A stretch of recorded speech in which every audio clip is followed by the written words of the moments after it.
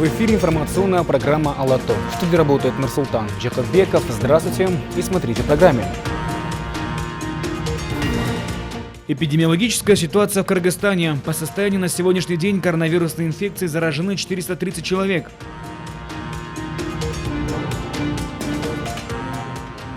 Режим чрезвычайного положения продлен до 30 апреля. Также режим ЧП теперь будет действовать в городе Нарын и Атбашинском районе.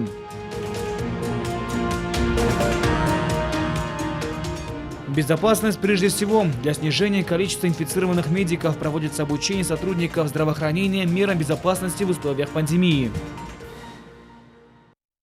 За сутки из стационара выписано 4 человека с ранее подтвержденным коронавирусом. Это пациенты Алабукинской территориальной больницы Джалалабадской области.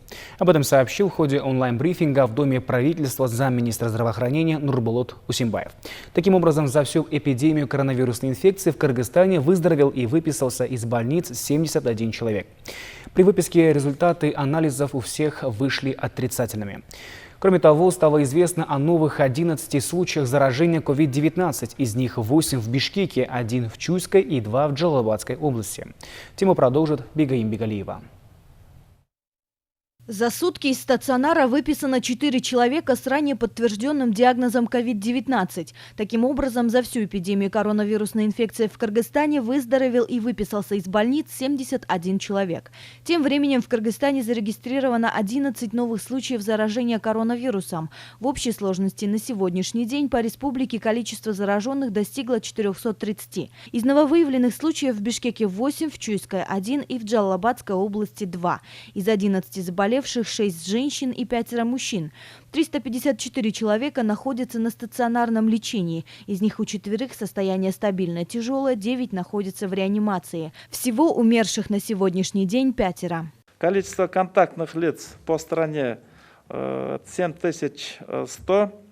Из них близкие контакты, это контакты первой категории, 1417 находятся под нашим наблюдением. Контакты второй категории составляют 5683, они тоже находятся под нашим неусыпным вниманием. На обсервации по Кыргызстану находится 974 человека. На сегодняшний день в республике проведено более 26 тысяч исследований, из них положительных результатов 430. Между тем, с целью проведения большего количества тестов на коронавирус в настоящее время Минздрав ведет переговоры с частными лабораториями. Тесты будут проводиться на бесплатной и платной основе. Те, кто желает пройти тест самостоятельно, могут оплатить и сдать анализы. Поступило образцов на исследование 27 013. Проведено исследований ПЦР-анализов это 26 147. Таким образом, за сутки было исследовано 1019 анализов.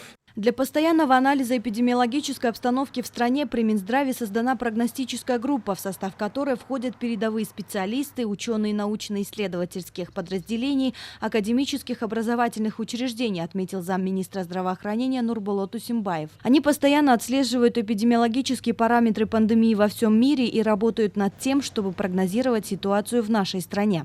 По последним таким вот выводам экспертной вот этой группы у нас пик, где-то мы ожидаем такой период времени с 20 по 24 апреля. Вот. И, конечно, хотелось бы, чтобы этот пик мы быстрее достигли. За пиком всегда неизбежно идет спад, и тогда мы быстро дошли бы до и постликвидационного периода.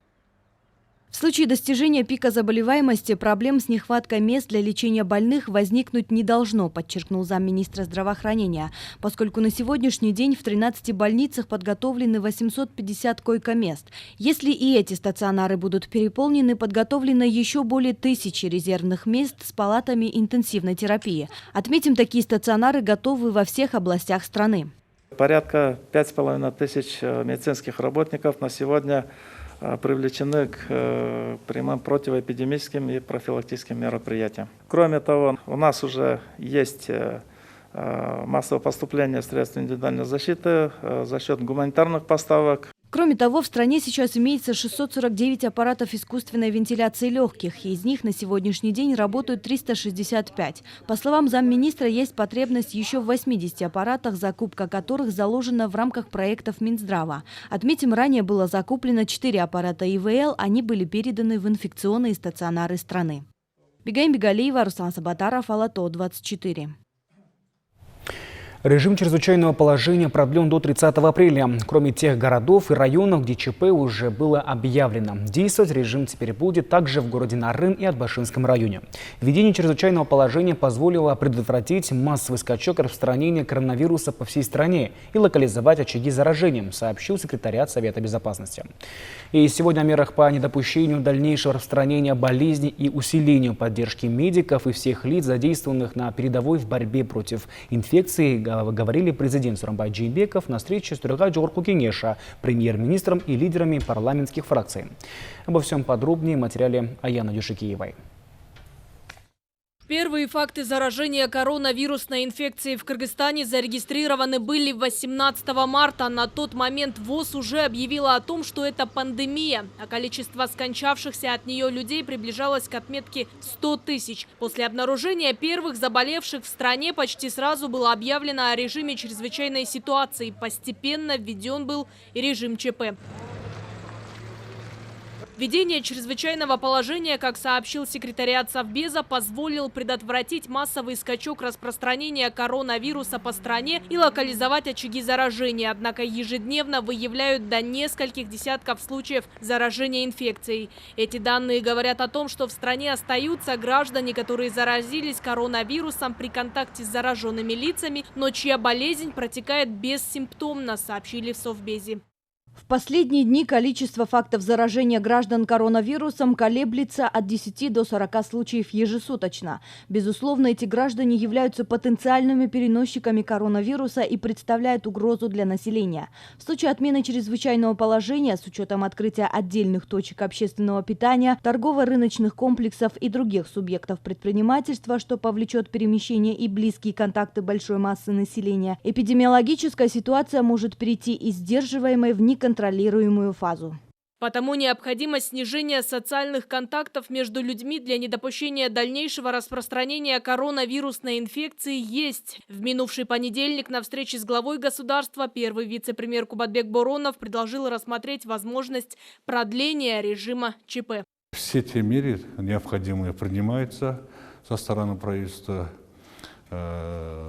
Те зараженные люди сегодня находятся на лечении, некоторые, около 1000 человек у нас находятся до сих пор в обсервации, и более 5000 человек сейчас находятся под домашним карантином. Естественно, соответствующая работа со стороны медиков, со стороны других служб проводится с ними. Режим ЧП был объявлен до 15 апреля. Стало известно о его продлении до 30 апреля. Кроме тех городов и районов, где ЧП уже объявлено, действовать режим теперь будет также в городе Нарын и Атбашинском районе. Соответствующие указы подписал глава государства. Продление чрезвычайного положения – мера вынужденная. Вместе с тем правительству сейчас важно предпринимать меры для поддержки экономики, предпринимательства и социально уязвимым слоям населения.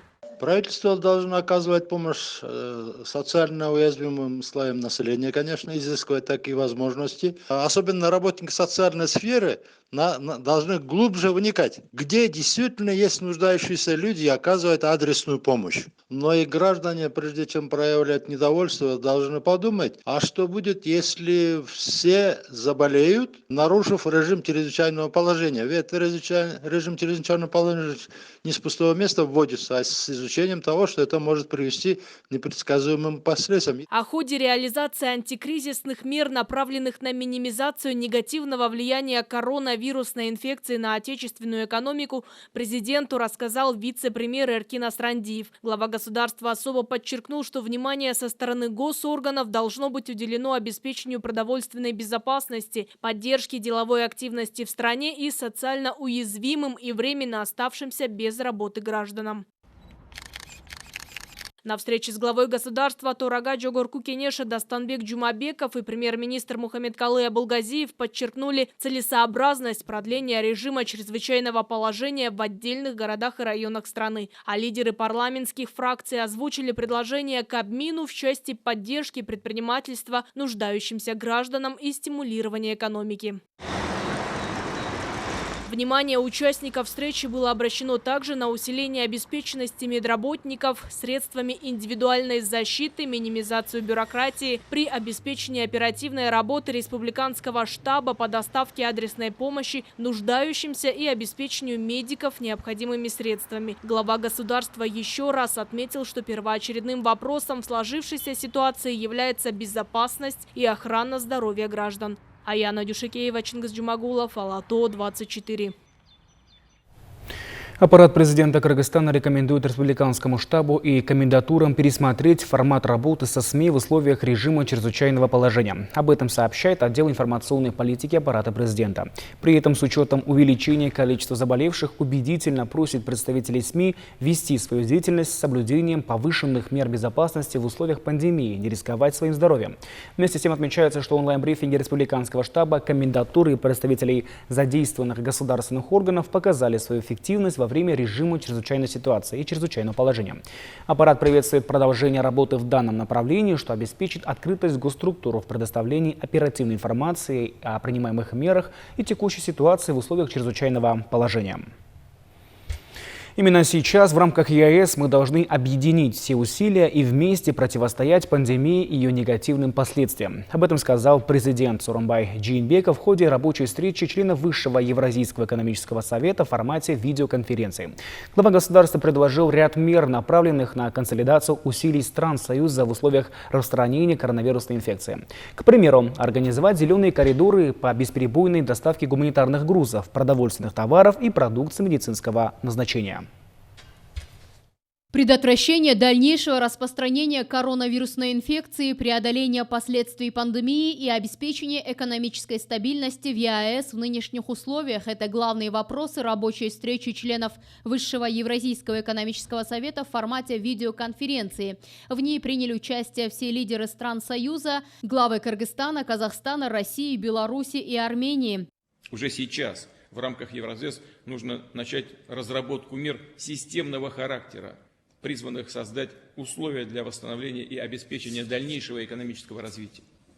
Речь идет, в частности, о том, чтобы активизировать процесс цифровизации в сфере логистики. Об этом уже тоже говорилось.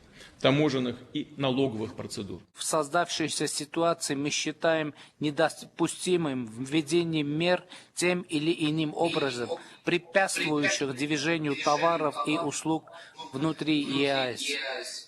Нет сомнений в том, что наши страны и наш союз выстоят и преодолеют этот небывалый кризис. В то же время мы должны учесть уроки пандемии, проанализировать наработанную за этот период практику и быть готовыми к новым вызовам. Рабочая встреча лидеров ЕАЭС состоялась по инициативе председателя Высшего Евразийского экономического совета, президента Республики Беларусь Александра Лукашенко. То, что сейчас происходит в мире, подтверждает высказанные опасения.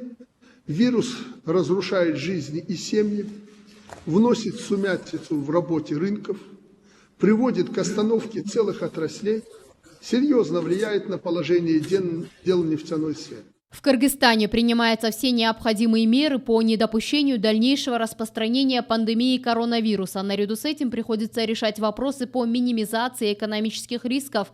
Сооронбай Джейнбеков отметил, что страна столкнулась с трудностями в социальной, торгово-экономической и миграционной сферах, а принятые в других странах меры по закрытию границ повлияли на внешнюю торговлю и, соответственно, на бюджетные поступления. К концу года сокращение поступлений в бюджет государства могут составить около 25%. Сказал президент Кыргызстана. Уважаемые коллеги, договорно-правовая база Евразес позволяет нам принимать меры по минимизации негативных последствий пандемии на экономику государств-членов, а также на здоровье и жизнь наших граждан.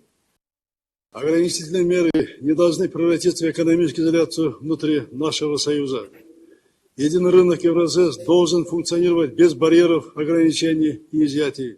В рамках Союза имеются все возможности для обеспечения населения стран ЕАЭС основными продовольственными товарами. Внутри Союза не должно быть ограничений во взаимной торговле социально значимыми товарами, отметил президент. Сооронбай Жээнбеков предложил ряд мер, и одна из первых направлена на бесперебойную доставку гуманитарных грузов и лекарств. Он также предложил определить перечень товаров, которые будут беспрепятственно перевозиться через границы стран Союза.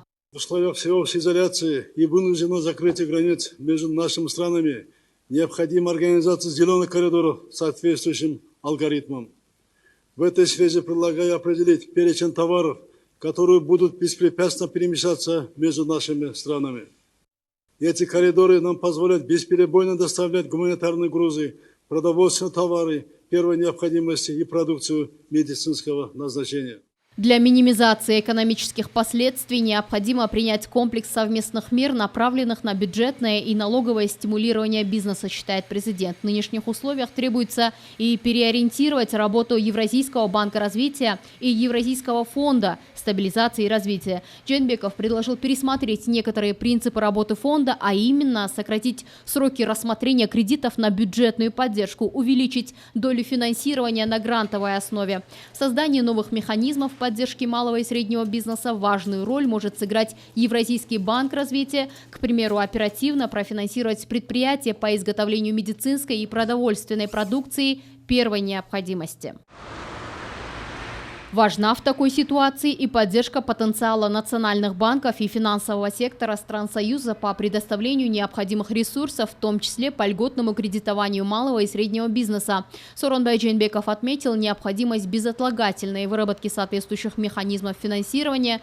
Глава государства предложил организовать совместную работу медицинских служб Союза для оперативного реагирования на ситуацию, обнулить при этом ввозные таможенные пошлины на медицинские изделия и для социально значимых товаров с целью обеспечения продовольственной безопасности стран Союза.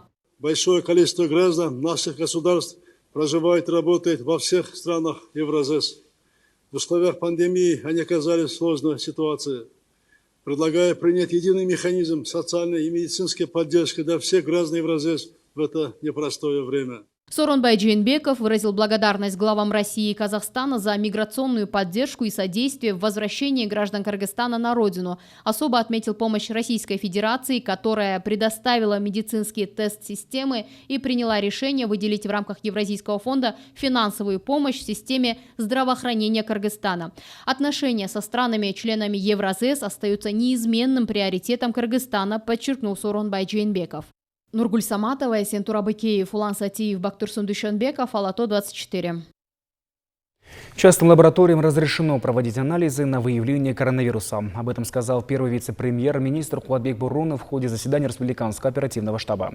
При этом частные лаборатории должны соблюдать необходимые требования безопасности. Министерству здравоохранения поручено усилить работу по обучению медработников правилам использования средств индивидуальной защиты. Кроме того, местным органам власти даны поручения по улучшению социально-бытовых условий проживания медперсонала, работающего в очагах заболевания.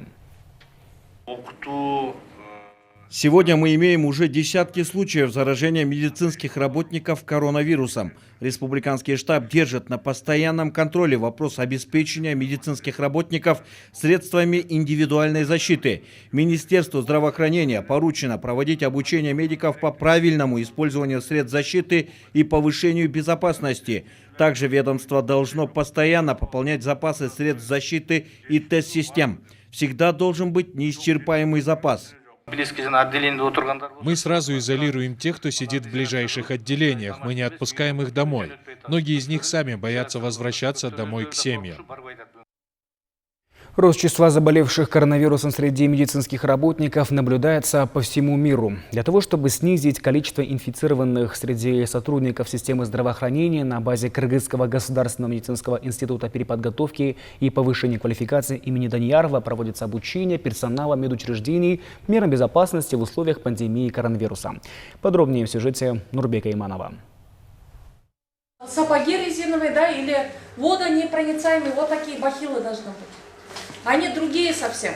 На передовой в борьбе с коронавирусной инфекцией сегодня стоят врачи и медицинские работники всех категорий. Именно поэтому крайне важно уделять особое внимание организации защиты и безопасности медицинского персонала на рабочих местах. Эта учебная программа была разработана нашим институтом, Кыргызским государственным медицинским институтом переподготовки и повышения квалификации. И 27 марта мы начали первое обучение. И нам приходится вот в таком формате. Мы не должны были так собираться, но мы вынуждены сейчас проводить эти мероприятия, так как требуется экстренная подготовка специалистов. И мы вот для работы готовим сейчас медицинский персонал. На занятиях проводят обучение по темам медицинская сортировка, безопасная транспортировка больных и правильное использование средств индивидуальной защиты. Занятия по экстренной подготовке медицинских работников в очном режиме посещают сотрудники городской детской клинической больницы, специалисты Центра экстренной медицины города Бишкек и другие. Всего обучение прошли около 170 медиков. В обучение включены темы по этиопатогенезу, клинике и лечению COVID-19. Для медработников из регионов обучение будет дистанционным. С завтрашнего дня мы тоже планируем на платформе Zoom уже эти курсы внедрить для всех регионов Кыргызской Республики. И с завтрашнего дня начнется обучение для всех специалистов. Проводиться в дистанционном порядке, да, обучение будет. К сожалению, имеется тенденция к увеличению зараженных коронавирусом среди работников системы здравоохранения. И подобные курсы призваны обезопасить медиков в борьбе с коронавирусом. Нурбек Иманов, Руслан Сабатаров, Алато 24. В Волжской области медики работают в усиленном режиме и борются за жизнь каждого, кто заразился коронавирусом. Состояние пациентов удовлетворительное. Они находятся под пристальным наблюдением врачей. Врачи же, в свою очередь, получают всестороннюю поддержку. Подробности в материале Айджан Нурбековой. С 18 марта в Волжской областной больнице родились 528 младенцев. Сейчас в учреждении усилены меры безопасности. Для этого на въезде в больницу установлена палатка и организовано дежурство. Медработники проверяют состояние каждой матери и проводят экспресс-тест на коронавирус. Посещение матерей строго ограничено. По области выявлено 67 беременных женщин, контактировавших с инфицированными. К счастью, все анализы оказались чистыми. Сейчас одна беременная женщина с подозрением на коронавирус проходит лечение в изолированном помещении. Ее состояние хорошее. Все сотрудники больницы обеспечены защитной одеждой и медицинскими средствами. Кроме того, они прошли специальное обучение по соблюдению мер безопасности. Специалисты предупреждают, безопасность человека зависит от качества защитной одежды и умения ее использовать. И нарушение простых правил санитарной гигиены уже большой риск. Врачи заражаются из-за некачественной спецодежды. И самое главное, нужно соблюдать меры предосторожности.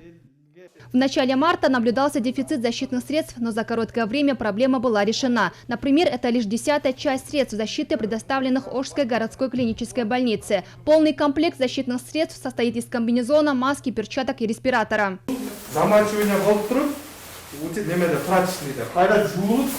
Например, эту одежду используют много раз. После этого ее можно мыть специальными чистящими средствами и надевать обратно. А одноразовые средства сразу выкидываем и уничтожаем. Этот респиратор рассчитан на 72 часа, но после пребывания в изоляторе его нужно сразу же выбросить.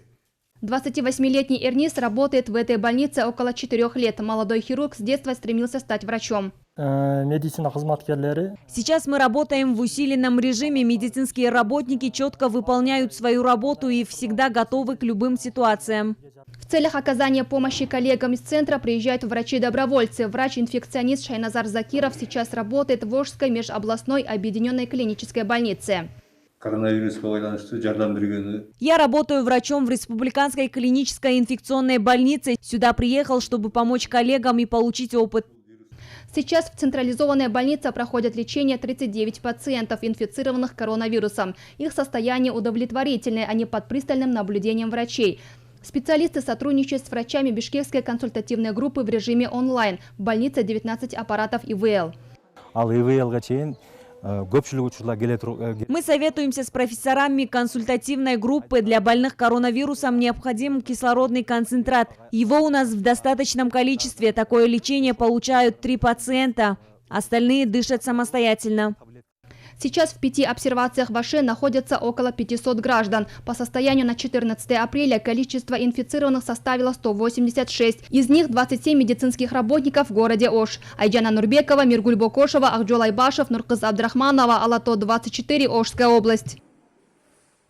Правительство России на безвозмездной основе предоставило Кыргызстану очередную партию ПЦР-тест-систем в количестве 200 наборов, которые позволят провести 20 тысяч анализов для определения коронавирусной инфекции. Наборы ПЦР-тест-систем будут доставлены в Кыргызстан 15 апреля. Правительство выразило искреннюю благодарность правительству России за предоставленную помощь и поддержку Кыргызстана в борьбе с коронавирусом COVID-19. А тем временем уже 2 миллиона человек по всему миру заражены коронавирусом. Жертвами COVID-19 стали 120 тысяч человек. По числу подтвержденных случаев заражений и скончавшихся от вызываемой коронавирусом болезни продолжает лидировать США. На втором месте Испания, третий по числу заболевших идет Италия. Hi, my name is Denel Schmal. Медсестра Динейл Шмол, работающая в одной из больниц в Нью-Йорке, опубликовала видео, где со слезами на глазах рассказывает о сложностях работы с зараженными коронавирусом. По ее словам, люди не могут представить себе, насколько трудное время сейчас переживают медработники. Заходишь в палату, а там просто мертвое тело. Мне приходится звонить родным с плохими новостями. Я ухаживаю за 14 пациентами, и мне удается поспать от силы лишь 4 часа.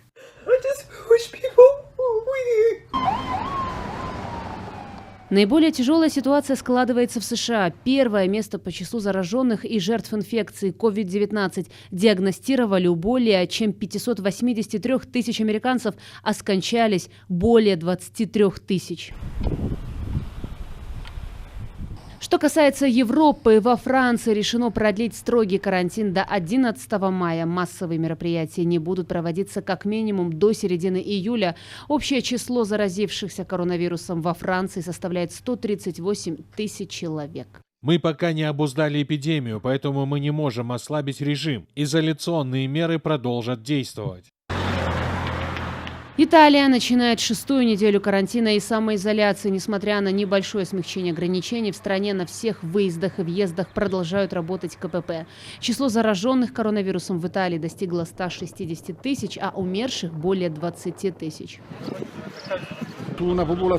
Те, чьи объяснения не соответствуют требованиям карантина, могут быть оштрафованы на сумму до 3000 евро или могут быть привлечены к уголовной ответственности за ложные заявления. В другой стране ЕС, Испании, стали понемногу снимать ограничения. Введенные 30 марта более 3 миллионов испанцев вернулись на работу. Однако эти послабления вызвали резкую критику общества. Люди опасаются нового всплеска пандемии, которая унесла в Испании около 17,5 тысяч жизней.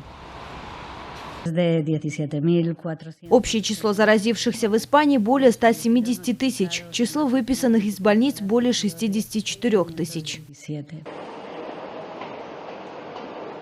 Чтобы предотвратить распространение коронавируса, власти ужесточили проверки и раздали населению около 10 миллионов защитных масок, ношение которых в общественном транспорте – обязательное условие. Маски – это правильно. Я еду со станции Парла, и мне там дали эту маску. И в Турции власти обязали население носить защитные маски в общественных местах. Мэрия Стамбула обратилась к профучилищам присоединиться к пошиву изделий. 135 учителей производят 15 тысяч масок в день. При этом установлен полный запрет на выход из дома людям до 20 лет и старше 65. Итак, количество зараженных COVID-19 в мире достигло почти 2 миллионов человек, согласно данным университета Хопкинса, который осуществляет подсчеты на основе сведений федеральных и местных властей. Как сообщается, сейчас в мире 1 925 000 зараженных коронавирусом и 120 тысяч летальных исходов. Светлана Акматалиева, Джибек Капарбекова, Джандос Мукашев, Алато 24. В Волжской области прошлой ночью никто не нарушил комендантский час. Об этом на брифинге сообщил комендант по городу Ош, Карасуйскому и Нокатским районам Волжской области начальник Малик Нурдинов. По его словам, люди стали ответственными и перестали нарушать режим. В целом, общественно-политическая ситуация в области стабильная. Во многих селах и районах патрулируют милиционеры, но их мало, и они не успевают следить за порядком. Люди должны понимать серьезность ситуации и насколько важна самоизоляция. Мы уже начали принимать жесткие меры и возбудили уголовные дела в отношении тех, кто выезжал на пикник. За минувшие сутки в Джалалабадской области зарегистрировано 23 преступления. В городские и районные отделения милиции Джалалабадского района за различные нарушения был доставлен 81 человек. С ними были проведены профилактические беседы. За нарушение режима комендантского часа в отношении 6 лиц были составлены протоколы. За нарушение правил дорожного движения 95 автомашин помещены на штрафстоянку. На сегодня общественно-политическая и криминогенная ситуация в области спокойная. Во время брифинга комендант Джалалабада и Сузакского района Джигиш Джорабеков и полпредправительства в Джалалабадской области Нурбулут Мирзахметов также ответили на вопросы жителей.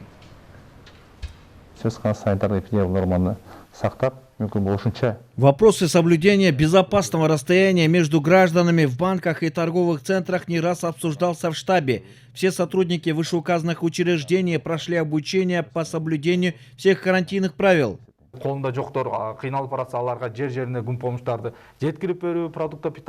Сегодня мы оказываем гуманитарную помощь тем, кто находится в списках, предоставленных мэрией Джалалабада. Однако есть граждане, которые не попали в данные списки. Они, в свою очередь, могут звонить в приемную муниципалитета, а мы постараемся помочь им. В Таласе, как и везде, в связи с эпидемиологической ситуацией, школьники перешли на дистанционное обучение. Сейчас учителя на онлайн-связи с учениками, а родители помогают учиться своим детям. По их словам, дети хорошо осваивают уроки и своевременно выполняют домашние задания. Тему продолжит Айджан Нурбекова. Для проведения видеоуроков учительница специально приспособила одну из комнат под учебный класс. С помощью своих детей она снимает уроки на сотовый телефон, затем на компьютере делает монтаж и отправляет по WhatsApp своим ученикам. А ученики, как и в школе, получают оценки. Я отправляю уроки ученикам по мобильному телефону. Как и в обычной школе, занятия проходят регулярно. Только обучение дистанционное. Мы проходим новые темы, выполняем упражнения, собираем ответы и ставим оценки. По словам Толкун Орозбековой, учебный процесс контролируется руководством школы, поскольку каждую неделю оценивают и работу учителей. Директоры и завучи проверяют качество обучения и как проходят занятия. Им тоже отправляем каждый урок. Они смотрят и оценивают, насколько урок был интересен учащимся. Ученица Толкун Орозбековой Аделя Конохбаева тоже на онлайн-занятиях. Она выполняет все задания и старается получать хорошие оценки. Родители Адели создали все условия для дистанционного обучения. Вчера я готовилась к уроку кыргызского языка, сегодня делаю математику. Я уже привыкла учиться по видео, выполняю все, что говорит учительница. Мы полностью контролируем работу учителей. Урок должен быть понятным для всех учащихся. 4 мы привезли телефоны для занятий. Кому-то учитель дал свой телефон, так и проходят уроки. Кроме того, еженедельно отчитываемся перед районным отделом образования. В средней школе Касымкула Нанаева села Арал Таласского района работает 44 учителя, которые дистанционно обучают 652 ученика. Айджана Нурбекова, Салика Сариева, Нурлан Иманалиев, Нуркыз Абдрахманова, Алато 24, Таласская область. Онлайн-обучение в республике стартовало успешно. Об этом сказал министр образования и науки Канабек Исаков во время видеоконференции с руководителями городских и районных отделов образования. Министр рассказал об успехах и недочетах дистанционного обучения, которое было впервые запущено в Кыргызстане. Тем не менее, по словам министра, существуют сложности по организации обратной связи с учащимися в районах с низкой скоростью мобильного интернета, отсутствие информационно-коммуникативной компетенции у некоторых учителей, наличие семей без телевизора. Министр также отметил, что есть вопросы по поводу большого объема домашних заданий и нехватки времени на них. Скучать во время самоизоляции не приходится. Кыргызстанцы стали уделять больше внимания саморазвитию. Кто-то учит языки, кто-то наконец добрался до книжных томов, до которых раньше просто не доходили руки. Другие же и вовсе сказали «да» спорту в домашних условиях. Вместе с тем в социальных сетях пользователи передают друг другу эстафету «Проводим время с пользой», рассказывает Жазгуль Бакабеказа.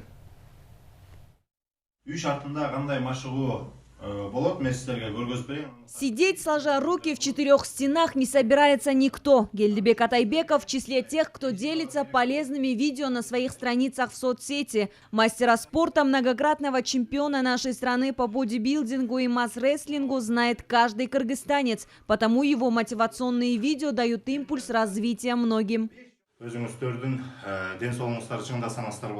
Занимайтесь и вы спортом, поддерживайте свое тело и дух. Как говорится, в здоровом теле здоровый дух. Это все очень скоро пройдет. Главное, соблюдайте гигиену и оставайтесь дома.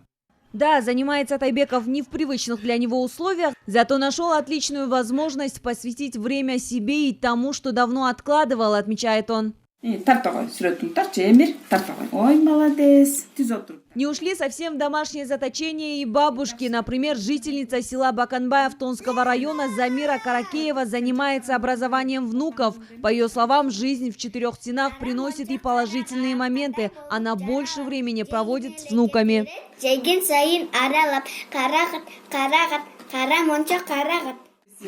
Баластандан берген тапшырмаларды аткарабыз үй иштерин.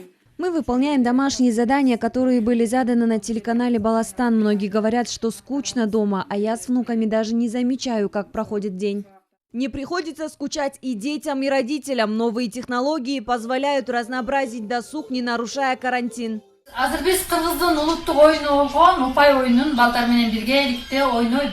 Но не только новыми технологиями пользуются сидящие на карантине. Тут как раз таки приходит на ум и наши национальные игры, в которые можно играть всей семьей, а главное в домашних условиях. Да, пандемия изменила многие наши планы, но ведь именно новые обстоятельства – это новые возможности, считают психологи. Самоизоляция – хороший повод открыть для себя что-то новое и полезное. Присылайте вы видео о том, как проводить время с пользой на WhatsApp по номеру 0704 74 40 73. И да, будьте дома. Жазгуль Бакабеказа, Азамат Жапаков, Алато 24. С тех пор, как в стране сложилась непростая эпидемиологическая ситуация, более 2000 граждан, проживающим в городе Джалалабад, оказана продовольственная помощь при поддержке мэрии города и спонсоров. Помощь продуктами и другими социально значимыми товарами малообеспеченным семьям продолжается. Сегодня в городском территориальном управлении Курманбек раздавали муку и картофель.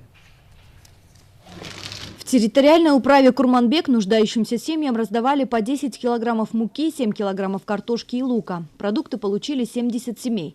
Такая поддержка предоставляется малоимущим гражданам спонсорами. Доставку продуктов до дверей осуществляет молодежный комитет Джалалабада и главы территориальных управ. Из-за того, что я вышла на пенсию только недавно, денег пока не получила. Живем с внуком вдвоем. В Москве работает дочь, она высылала нам деньги. В связи со сложившейся ситуацией дочь тоже не работает, и у нее сейчас нет возможности отправлять нам деньги. Поэтому и проблемы с продуктами. Такого рода помощь намного упрощает нам жизнь. Спасибо тем, кто проявляет такую инициативу. Дай Бог, чтобы мы победили эту болезнь. В этой территориальной управе проживает более 25 тысяч человек, из которых более 600 малообеспеченные и нуждающиеся в помощи семьи. На сегодняшний день Минтруда и соцразвития материальная помощь оказана 150 малоимущим семьям, а мэрии города и спонсорами 100 таким семьям. Домкомы нам предоставляют списки нуждающихся семей. Мы раздаем продукты по этим спискам, доставляем прямо до дверей. Продукты выделяются всем, кто обращается за помощью. Я бы хотела призвать граждан набраться терпения и оставаться дома. На сегодняшний день по городу Джалалабад гуманитарную помощь получили 2469 граждан. В списке еще 2280 человек, обратившихся за помощью. Об этом сообщил мэр города Мураталы Тагаев. Для распределения помощи была создана специальная комиссия. Градоначальник отметил, что в оказание гумпомощи гражданам большой вклад вносят городские учебные заведения и предприятия. Они перевели свою однодневную зарплату. Бүгінгі күнде біз 2 миллион 583 мың сомдық До сегодняшнего дня мы раздали продукты нуждающимся на 2 миллиона 583 тысячи сомов. Эти деньги были выделены спонсорами и городским муниципалитетом. Оказание поддержки нашим гражданам продолжается. Депутаты местного кенеша тоже выделили деньги. На эти средства мы закупили продукты. Теперь будем раздавать обратившимся гражданам.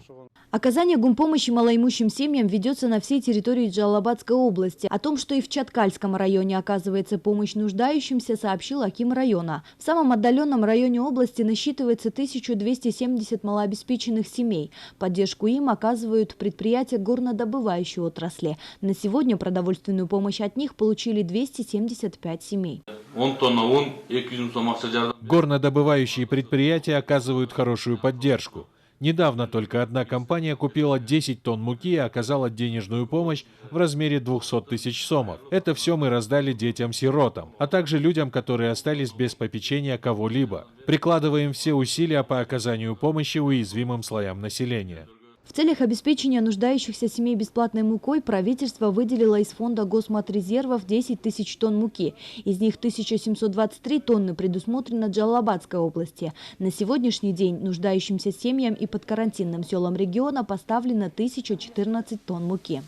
Бигайм Бигалиева, Осман Уламсадыр Улу, Алмаз Сатаров, Нуркыс Абдрахманова, Алато 24, Джалалабадская область.